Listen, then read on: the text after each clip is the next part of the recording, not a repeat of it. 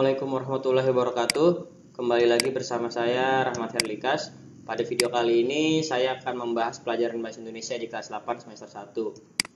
Pada pertemuan berikutnya kita membahas tentang berita, yaitu tentang pengertian, ciri-ciri, jenis-jenis, struktur, dan lain-lain. Pada video kali ini kita akan membahas bagian yang kedua, yaitu tentang kebahasaan dalam berita.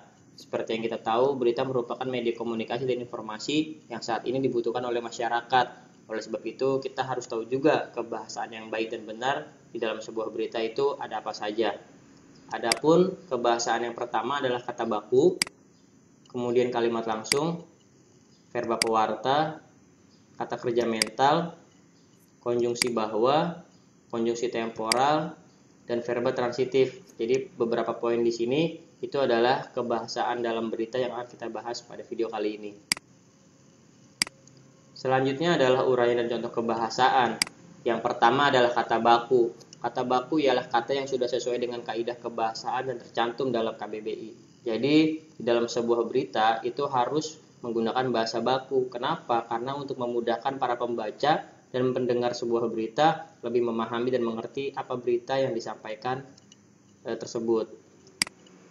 Di sini ada beberapa contoh antara kata baku dan tidak baku, yaitu antara apotek dengan apotik, utang dengan hutang, kemudian aktivitas, ada yang menggunakan huruf V, ada yang menggunakan huruf F, kemudian dengan antara atlet dengan atlet. Jadi bisa kalian lihat sendiri perbedaan antara mana kata baku, mana kata yang tidak baku.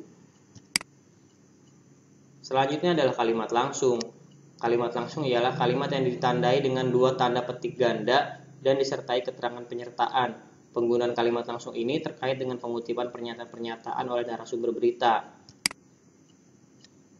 Contohnya, penyebaran COVID-19 masih terus meningkat dikarenakan kurangnya kesadaran masyarakat, tutur pakar kesehatan.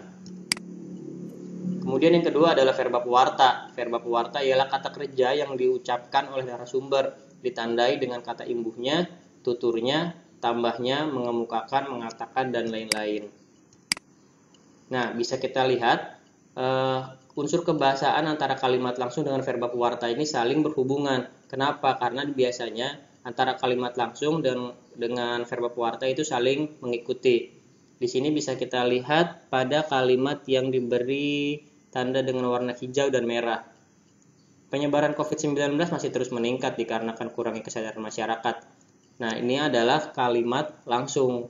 Kalimat langsung di sini itu merupakan pernyataan langsung oleh narasumber, kemudian ditandai dengan tanda petik 2. Sedangkan tutur pakar kesehatan ini adalah orang yang menyebutkan kalimat tersebut atau orang yang menyatakan, atau bisa juga disebut dengan narasumber berita. Ditandai dengan kata tutur. Nah, tutur di sini termasuk ke dalam verba pewarta. Untuk verba pewarta sendiri letaknya bisa di awal atau di akhir kalimat langsung. Selanjutnya adalah kata kerja mental. Kata kerja mental ialah kata kerja yang menunjukkan respon atau sikap seseorang terhadap suatu tindakan atau berdasarkan proses pemikiran. Ditandai dengan kata berasumsi, beranalogi, menyimpulkan, dan berpraduga. Contohnya adalah BMKG menyimpulkan jika curah hujan tetap tinggi maka tidak menutup kemungkinan banjir akan tetap melanda di beberapa daerah. Nah, menyimpulkan di sini itu termasuk ke dalam kata kerja mental karena berdasarkan proses pemikiran. Kemudian yang kedua, merasa dirugikan perihal jual beli tanah, akhirnya korban melapor kepada pihak berwajib. Di sini juga berdasarkan suatu respon atau tindakan. Selanjutnya adalah konjungsi bahwa. Konjungsi bahwa digunakan untuk menghubungkan kata dalam kalimat dengan makna penegasan dan sebagai tanda kalimat tidak langsung. Selanjutnya adalah konjungsi temporal, yaitu ditandai dengan kata kemudian, sejak, setelah, awalnya, dan akhirnya. Konjungsi ini biasanya ditemukan pada struktur peristiwa yang menjelaskan berita secara kronologis atau urutan waktu. Jadi bisa kita simpulkan, konjungsi temporal di sini adalah konjungsi atau kata penghubung untuk menyatakan urutan waktu, ditandai dengan kata kemudian, sejak, setelah, awalnya, dan akhirnya. Contohnya, kebakaran di pemukiman padat penduduk bisa dipadamkan setelah petugas pemadam kebakaran berhasil memadamkan si jago merah. Nah, kata setelah yang ditandai dengan tulisan merah itu adalah konjungsi temporal atau urutan waktu. Selanjutnya adalah verba transitif. Verba transitif merupakan verba atau kata kerja yang membutuhkan objek. Contohnya, tim SAR akhirnya mampu mengevakuasi korban banjir bandang. Nah, tim SAR di sini merupakan subjeknya, ya. Kemudian mengevakuasi adalah kata kerjanya, dan korban banjir bandang merupakan objek. Jadi verba transitif di sini verba atau kata kerja yang membutuhkan objek. Selanjutnya adalah hal yang diperhatikan dalam menulis berita. Di sini ada beberapa poin. Poin yang pertama adalah tulisan berita harus dapat menyentuh kebutuhan masyarakat akan informasi. Jadi ketika kita membuat sebuah berita, kita harus bisa memberikan sebuah informasi yang terbaru atau teraktual kepada masyarakat, apa yang dibutuhkan oleh masyarakat tersebut. Kemudian yang kedua, berita yang ditulis harus aktual sehingga tidak menjadi berita yang basi. Penulisan berita untuk surat kabar harus cepat dan singkat, tetapi kebenarannya dapat dipertanggungjawabkan.